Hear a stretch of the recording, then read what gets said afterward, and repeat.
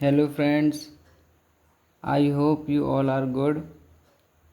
तो आज हम क्लास 10th की साइंस एनसीईआरटी का चैप्टर 1 जो कि केमिस्ट्री का है, केमिकल रिएक्शंस एंड इक्वेशंस को देखेंगे। तो अब हम इस पूरे लेक्चर में पूरे चैप्टर को लाइन बाय लाइन एक्सप्लेन करेंगे और इसको अच्छे से समझेंगे। तो चैप्टर को समझने के लिए वीडियो के लास्ट तक बने रहें। तो स्टार्ट करते हैं। Consider the following situations of daily life and think what happens when milk is left at room temperature during summers. यानी कि अगर दूध को हम रूम टेम्परेचर पर छोड़ दें गर्मियों के टाइम में तो क्या होगा। An iron tawa pan nail is left exposed to humid atmosphere. तीसरा पॉइंट है ग्रेप्स गेट फर्मेंटेड। चौथा पॉइंट है food is cooked. Fifth point है food gets digested in our body. Last point है सिक्स्थ पॉइंट वी रेस्पायर। तो ये हमें 6 situations दे रखी हैं, तो इनमें क्या हो रहा है तो यही हमें कंसिडर करना है इसमें।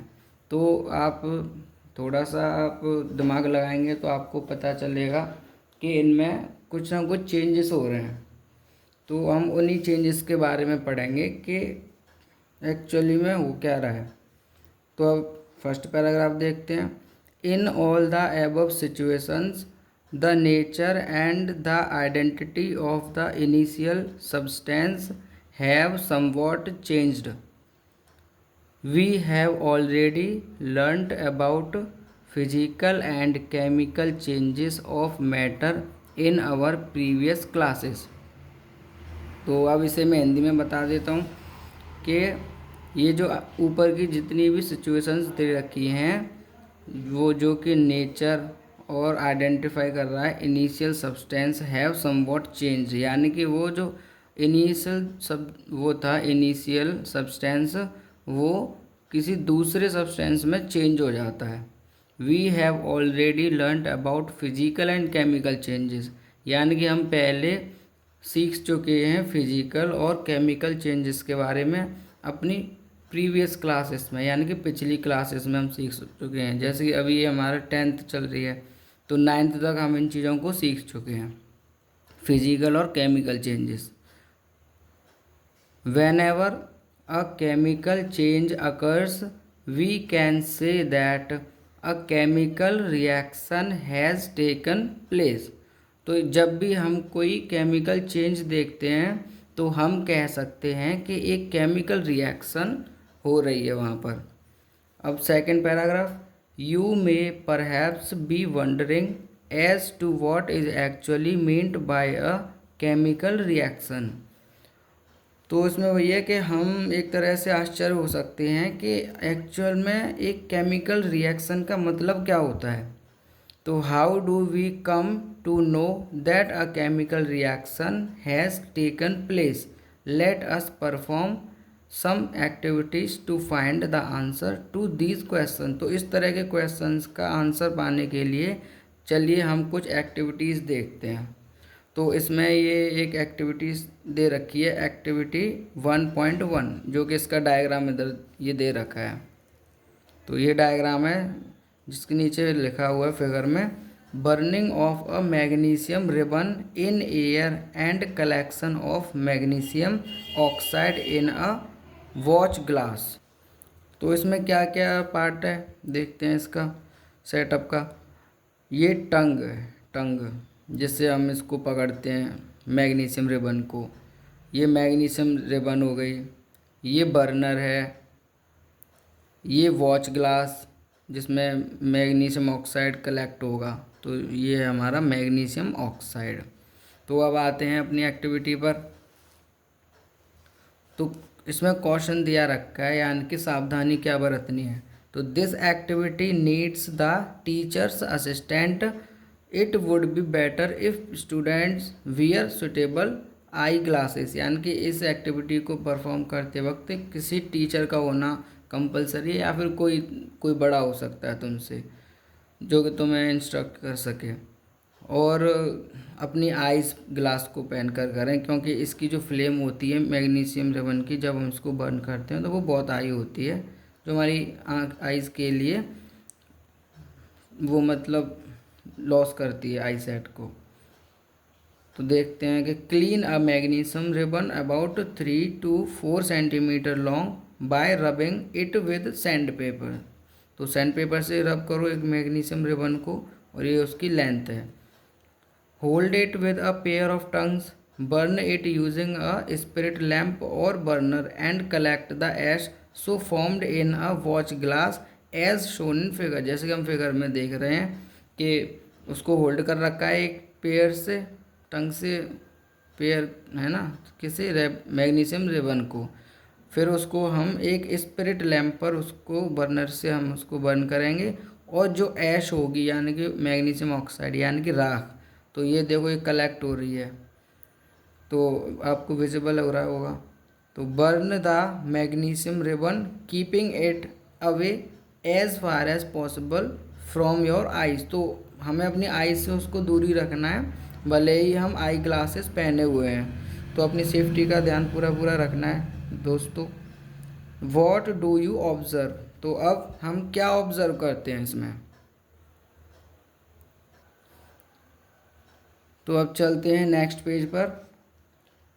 You must have observe that magnesium ribbon Burns with a dazzling white flame and changes into a white powder. This powder is magnesium oxide. तो आई होप आप यहाँ तक समझ रहे हैं वो फ्रेंड्स।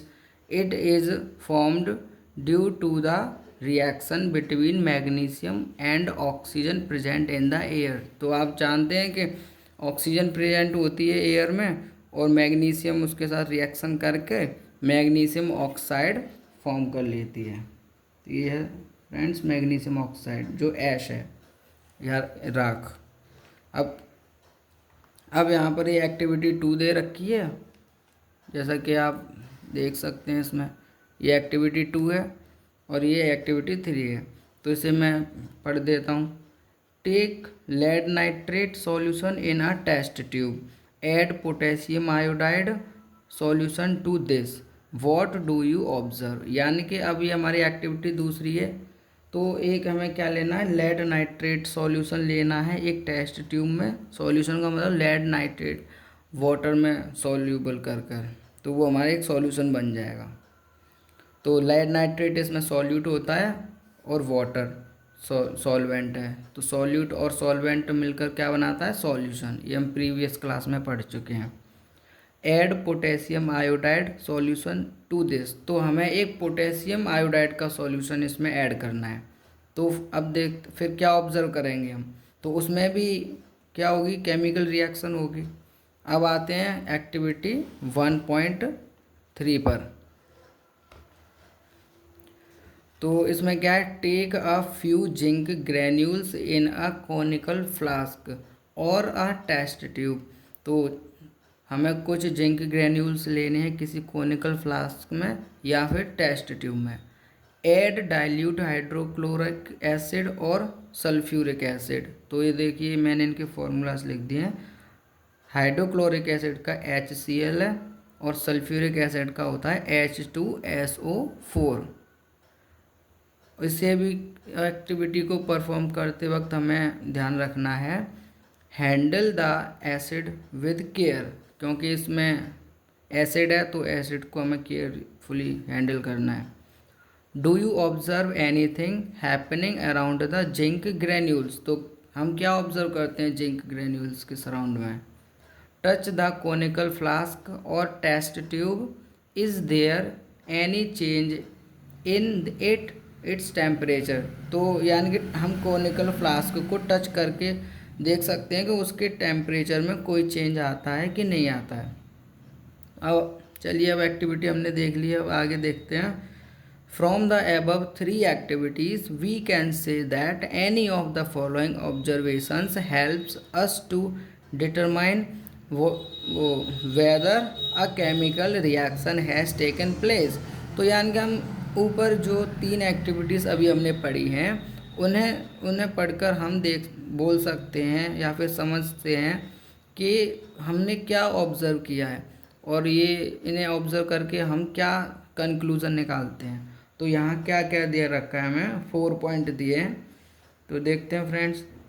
सबसे पहला है change in state, change in colour, evolution of a gas, change in temperature. तो ये 4 चीज़ें हम इसमें ऑब्जर्व करते हैं जब कोई केमिकल रिएक्शन टेक प्लेस होती है।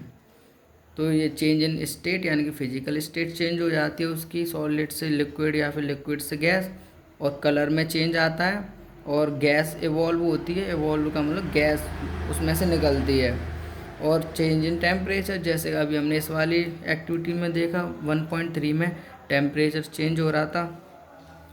तो अब आते हैं नेक्स्ट टॉपिक नहीं, अभी ये हमारा लास्ट पैराग्राफ बचा है इस टॉपिक का। तो as we observe the changes around us we can see that there is a large variety of chemical reactions taking place around us. We will study about the various types of chemical reactions and their symbolic representation in this chapter. तो इस chapter में हम observe करेंगे जो changes हमारे आसपास होते रहते हैं डेली लाइफ में, लेकिन हम ध्यान नहीं देते हैं। तो अब हम उन्हें केमिस्ट्री में देखेंगे। तो हम देख सकते हैं कि large variety of chemical reaction taking place around us. तो हमारी तरफ बहुत सारी रिएक्शंस होती रहती हैं लेकिन हम उन पर कभी ध्यान नहीं करते हैं। तो अब देखते हैं study about the various types of chemical reactions और उनके सिंबॉलिक रिप्रेजेंटेशन। तो हम देखेंगे कि कोई केमिकल रिएक्शन कैसे होती है और उसको हम सिंबॉलिकली कैसे रिप्रेजेंट करते हैं। जैसे कि अभी इसका ये सिंबल था, हाइड्रोक्लोरिक एसिड का था HCl, तो ये इसका सिंबल है, और सल्फ्यूरिक एसिड का H2SO4। तो फ्रेंड्स अब आते हैं हम अपना फर्स्ट टॉपिक पर 1.1 केमिकल इक्वेशंस। तो आपने मैथ में पढ़ा होगा इक्वेशंस क्या होती हैं, तो इसमें हम वही इक्वेशंस देखेंगे। तो activity 1.1 can be described as when a magnesium ribbon is burned in oxygen it gets converted to magnesium oxide. तो हमने एक्टिविटी 1.1 में देखा था कि जब मैग्नीशियम रिबन को हम बर्न कर रहे थे ऑक्सीजन की प्रेजेंट में तो वो कन्वर्ट हो गई थी मैग्नीशियम ऑक्साइड में। तो this description of a chemical reaction in a sentence form is quite long. It can be written in a shorted form. तो हम उसको शॉर्ट फॉर्म में लिख सकते हैं। तो the simplest way to do this is to write it in the form of a word equation. The word equation for the above reaction would be. तो यहाँ पर हमें दे रखा है वर्ड की फॉर्म में इक्वेशन को। तो मैग्नीशियम प्लस ऑक्सीजन ये हमारे रिएक्टेंट हैं। तो जब ये दोनों आपस में मिलेंगे तो क्या होगा, मैग्नीशियम ऑक्साइड बन जाएगा, उसको बोलेंगे हम प्रोडक्ट। तो ये हमारा केमिकल रिएक्शन हो रही है टेक प्लेस। तो जो कि अभी हमने क्या एक्टिविटी 1.1 में देखा, तो उसको हम इस तरह से वर्ड की फॉर्म में एक्सप्रेस कर सकते हैं या रिप्रेजेंट कर सकते हैं। तो लेकिन इससे भी सिंपल वे है जो कि अभी हम आगे देखेंगे। तो the substances that undergo chemical change in the reaction 1.1 magnesium and oxygen are the reactants.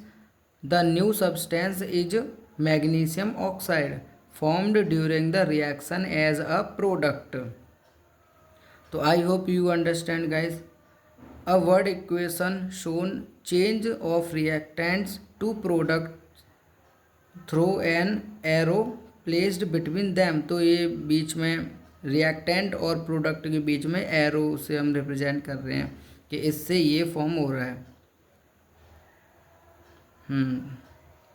तो between placed arrow placed between them the reactants are written on the left hand side यानी कि LHS with a plus sign, तो ये plus sign है ना left hand side में, between them. Similarly products are written on the right hand side यानी कि RHS with a plus sign, तो हम बिटवीन दैम, तो वही कह रहा है कि उसी तरह से हम प्रोडक्ट को भी हम लिख सकते हैं राइट हैंड साइड में। अगर एक से ज़्यादा प्रोडक्ट बन रहे हैं तो उनके बीच में हम प्लस लगाते हैं। The arrow head points towards the product, तो ये एरो का ये हेड होता है, ये वाला जो पार्ट दिख रहा है हेड, तो ये प्रोडक्ट की साइड में होता है, और ये होती है टेल, तो टेल होती है रिएक्टेंट की साइड में। तो हाँ यहाँ तक हो गया। Towards the product and show the direction of the reaction, तो रिएक्शन की डायरेक्शन शो करता है। अब चलते हैं नेक्स्ट पेज पर। तो फ्रेंड्स अब देखते हैं 1.1 इक्वेशन का सब टॉपिक 1.1.1 जो है राइटिंग अ केमिकल इक्वेशन। तो केमिकल इक्वेशन को हम किस तरह से रिप्रेजेंट कर सकते हैं इन सिंपलेस्ट वे। तो चलिए मैं डिक्टेट करता हूँ।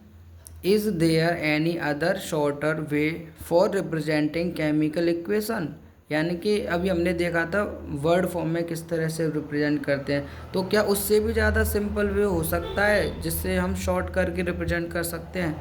तो देखते हैं आगे। Chemical equations can be made more concise and useful if we use chemical formula instead of word, तो यानी कि वर्ड की जगह हम अगर केमिकल फार्मूला का यूज़ करें तो हम और ज़्यादा कंसाइज उसे हम लिख सकते हैं। तो अ chemical equation represents a chemical reaction if you recall formula of magnesium comma oxygen and magnesium oxide, यानी कि हमें अगर इन तीनों चीज़ के फार्मूला पता है, यानी कि कौन सी तीन चीज़, रिएक्टेंट थे हमारे मैग्नीशियम और ऑक्सीजन, और हमारा प्रोडक्ट था मैग्नीशियम ऑक्साइड। तो अगर हमें इन तीनों के फार्मूला पता हैं तो हम इस रिएक्शन को शॉर्टर वे में लिख सकते हैं। The above word equation can be written as, तो जो वर्ड इक्वेशन थी हमारी उसको हम कैसे लिख सकते हैं, Mg+O2, ये हमारा एरो है, और प्रोडक्ट हुआ MgO यानी कि मैग्नीशियम ऑक्साइड, ये मैग्नीशियम है और ये ऑक्सीजन गैस है। तो ये हमारी हुई इक्वेशन 1.2। और जो हमारी वर्ड प्रॉब्लम वाली थी तो आप इधर देख रहे हैं, ये है हमारी 1.1 इक्वेशन। अब इसके बाद ये है हमारी 1.2।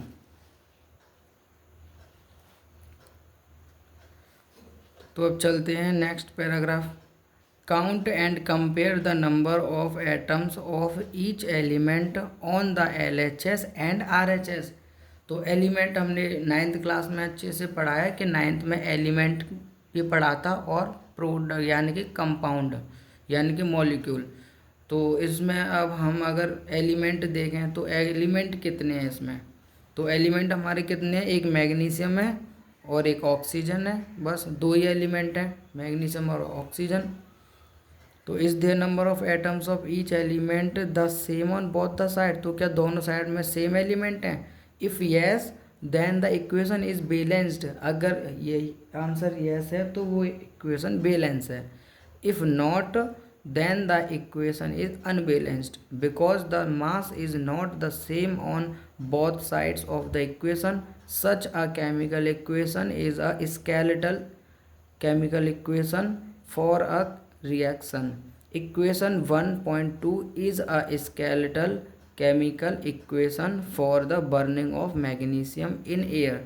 तो सिंपल लैंग्वेज में लिखा हुआ है, इसमें कोई कॉम्प्लिकेटेड वर्ड नहीं आया है। तो 1.2 इक्वेशन से हम इस चीज़ को समझ सकते हैं, तो इसे हम स्केलेटल केमिकल इक्वेशन बोल सकते हैं for the burning of magnesium in air.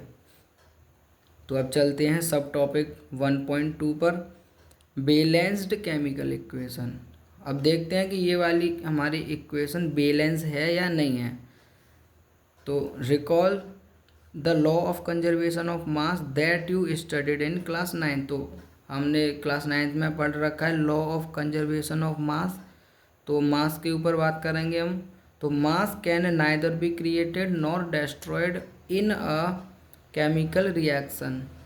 तो मास ना ही तो क्रिएट होता है और ना ही डेस्ट्रॉय होता है केमिकल रिएक्शन में, वो हमारा सेम रहता है before chemical reaction and after chemical reaction.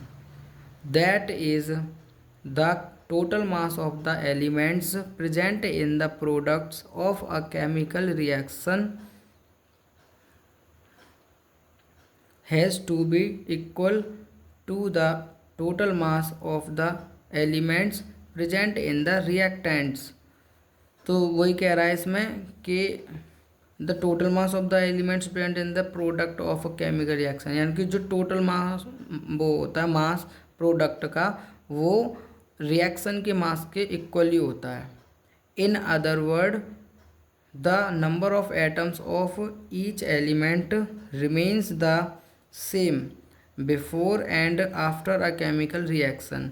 तो केमिकल रिएक्शन से पहले और बाद में उसका मास सेम होगा। Hence we need to balance a skeletal chemical equation. Is the chemical equation 1.2 balanced? तो क्या ये बैलेंस है? ये वाली इक्वेशन हमारी 1.2।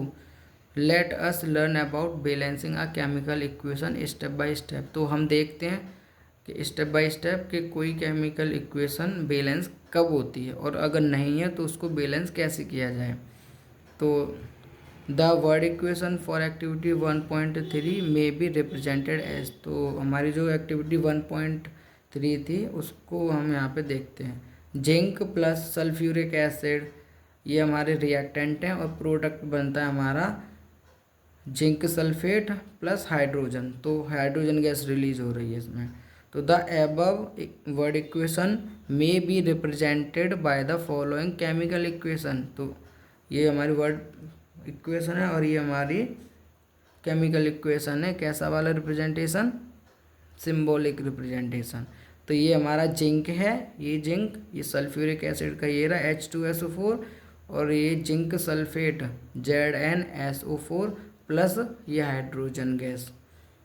Let us examine the number of atoms of different elements on both sides of the arrow. तो arrow के दोनों साइड में हम नंबर देखते हैं एटम्स के। तो यहाँ पर ये टेबल दे रखी है, ये एलिमेंट्स हैं हमारे इस इक्वेशन में। रिएक्शन में कितने एलिमेंट हैं? जिंक, हाइड्रोजन और ये सल्फर और ऑक्सीजन। तो 4 हो गए, हाइड्रोजन सल्फर ऑक्सीजन और ये 4। तो ये जिंक, हाइड्रोजन, सल्फर और ऑक्सीजन, ये हमारे 4 एलिमेंट्स हैं। और ये हैं हमारे number of atoms in reactants side में, जो LHS है रिएक्टेंट उधर, और ये हैं हमारे राइट हैंड साइड यानी कि प्रोडक्ट की तरफ। तो देखते हैं जिंक कितना है इधर 1 और इधर भी 1 है। हाइड्रोजन दोनों साइड में 2 है, सल्फर भी दोनों साइड में सेम है 1, ऑक्सीजन भी both sides equal that is 4। तो ये हमारी ऑलरेडी बैलेंस है। तो अब देखते हैं आगे।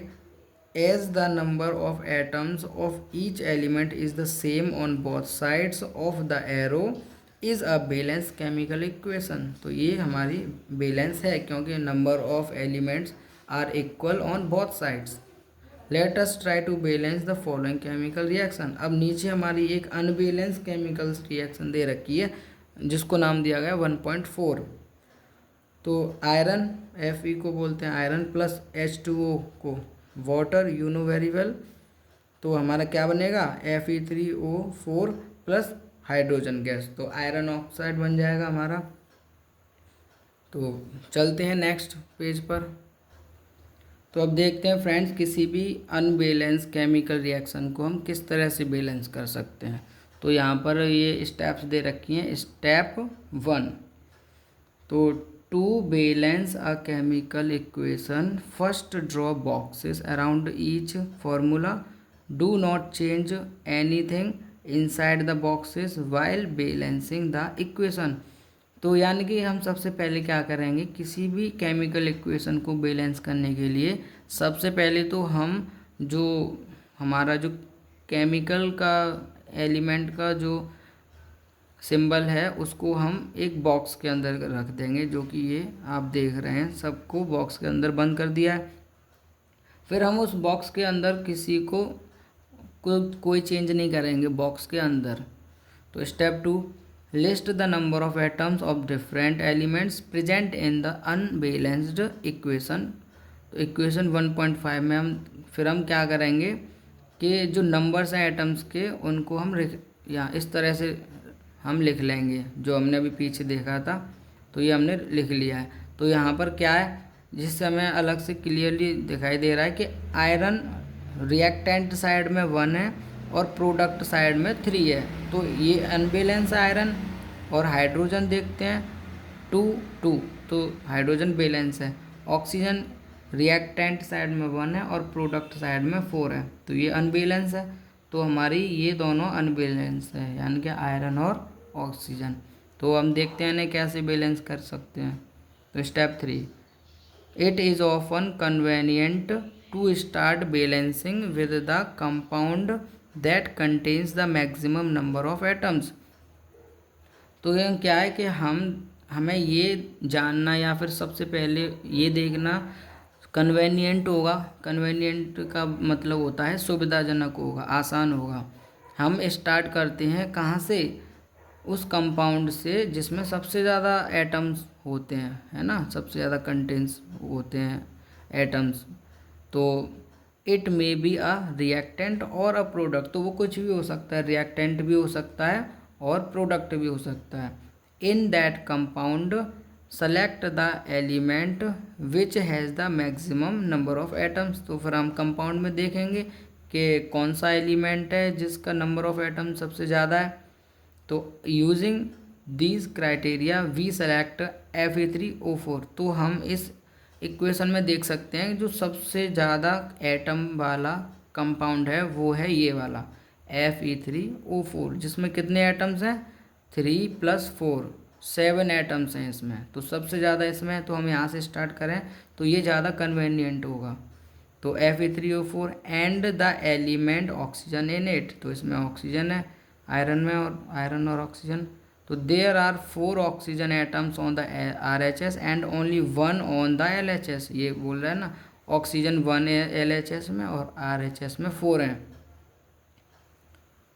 तो to balance the oxygen atom, तो अब हम ऑक्सीजन एटम को बैलेंस करें तो क्या करेंगे, एटम्स ऑफ ऑक्सीजन ये इनिशियल और ये टू बैलेंस्ड, यानी कि पहले इतना था 1 वाटर के अंदर है ऑक्सीजन 1 और प्रोडक्ट में 4 है ना, ये आप देख सकते हैं।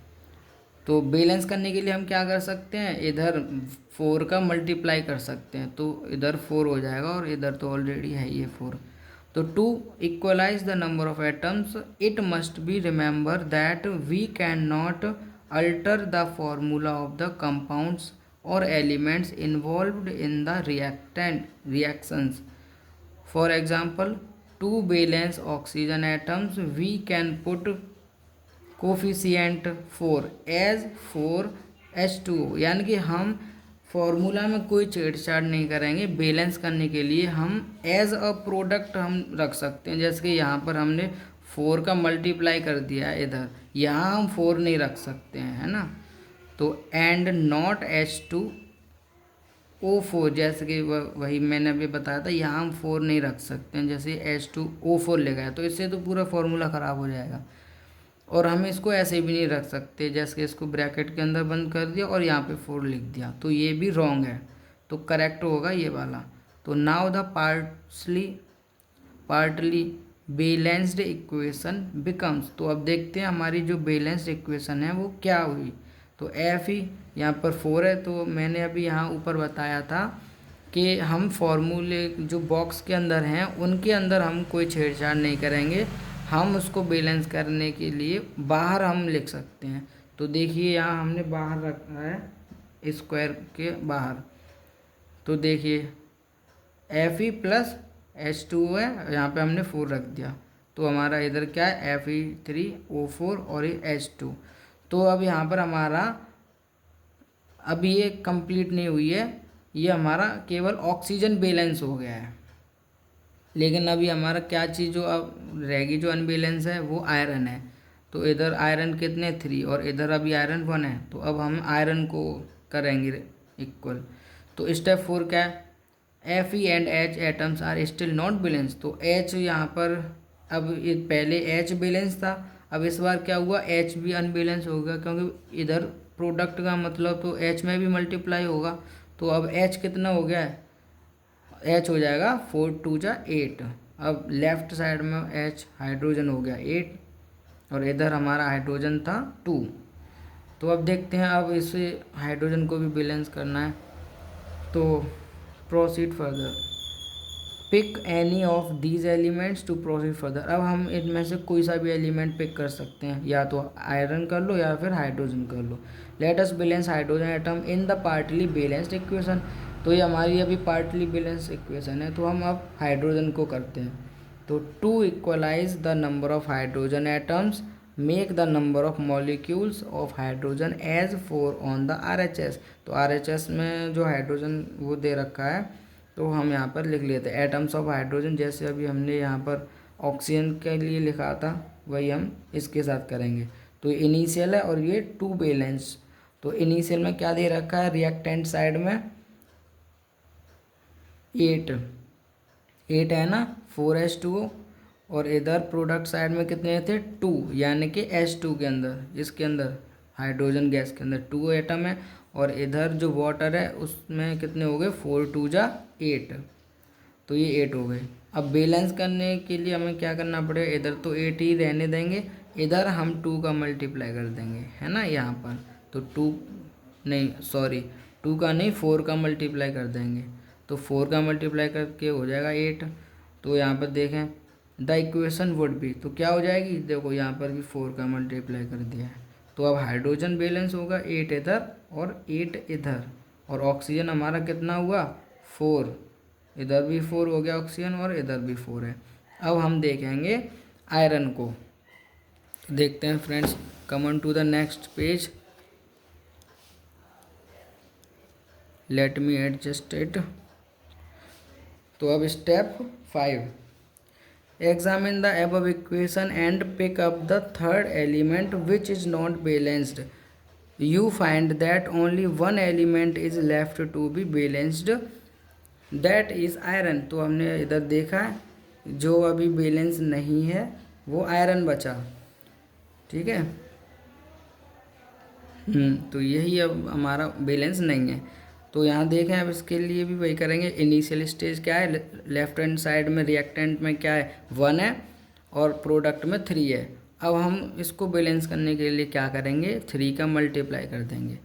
तो आप यहाँ दे सकते हैं ये 3 का मल्टीप्लाई कर दिया है ना, बाकी का सब वैसा ही है।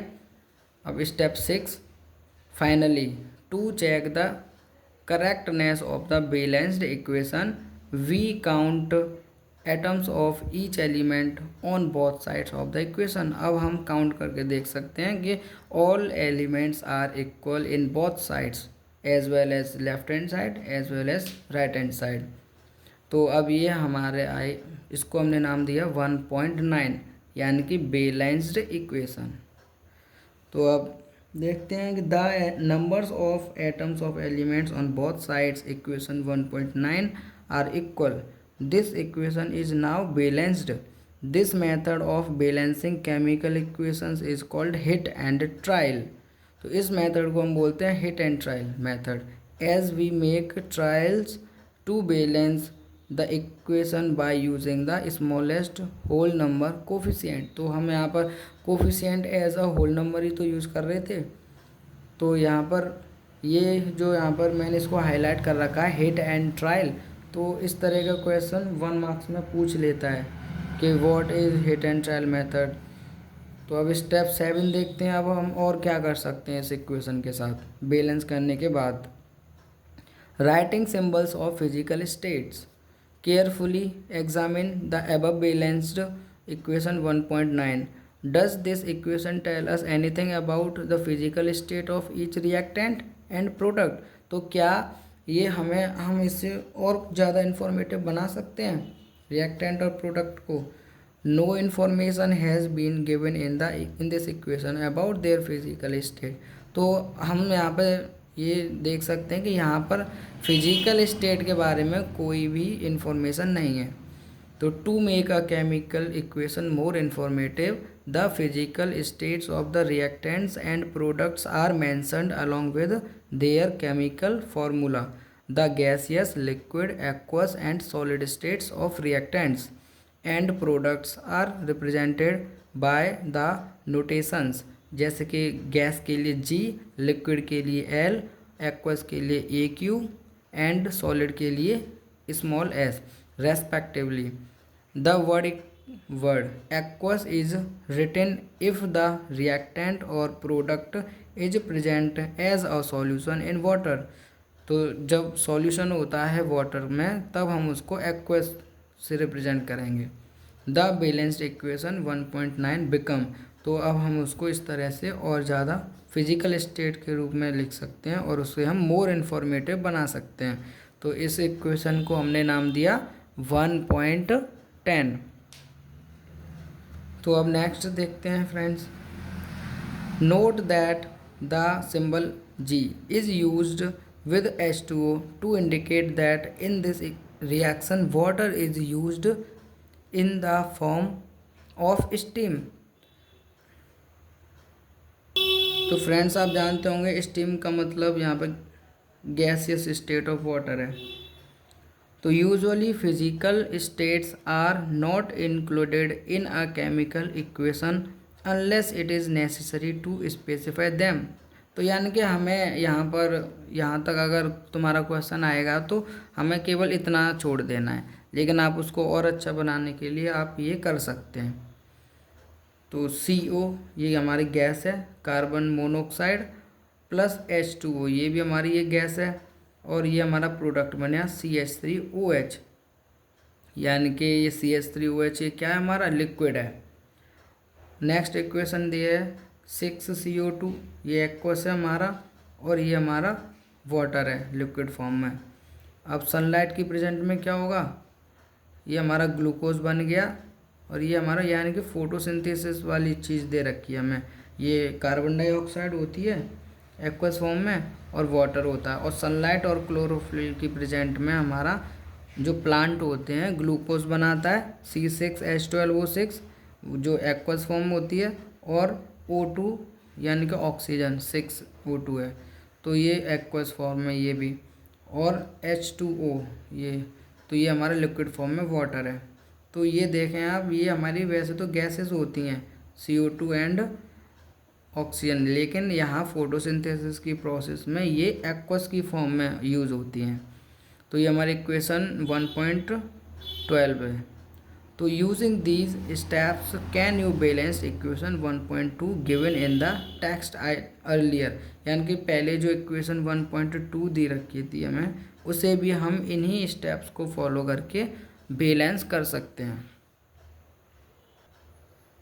तो फ्रेंड्स इसके बाद ये हमारे नेक्स्ट पेज पर दे रखे हैं क्वेश्चंस, जो अभी हमने जितना भी पढ़ा है उससे ये हमारे इन टेक्स्ट क्वेश्चन दे रखे हैं, जिन्हें आप इजीली अब कर सकते हैं अगर आपने लेक्चर को ध्यान से देखा होगा। तो मैंने इस वीडियो में फ्रेंड्स एक एक लाइन को अच्छे से एक्सप्लेन किया है। आप इन क्वेश्चंस को करिएगा, और किसी क्वेश्चन में कोई प्रॉब्लम आ रही हो तो आप कमेंट बॉक्स में मुझे बोल सकते हैं, तो मैं नेक्स्ट वीडियो में इनको सॉल्व करा दूंगा। तो friends thank you for watching whole video. You can subscribe my channel if you like my video, and share and like also. Thank you.